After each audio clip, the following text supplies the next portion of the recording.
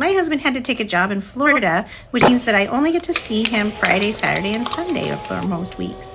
And since I don't get to see him that often, I thought it would be really nice to make him a set of dishes for his studio apartment that he had to get out in Florida, just so he could have a place to be during the week when he's working there.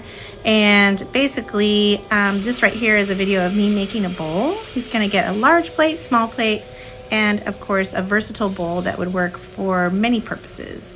This bowl looks quite large in this video, but actually it's going to shrink down just to a perfect size for eating pasta, cereal, anything like that, because this clay shrinks about 15% in my gas kiln.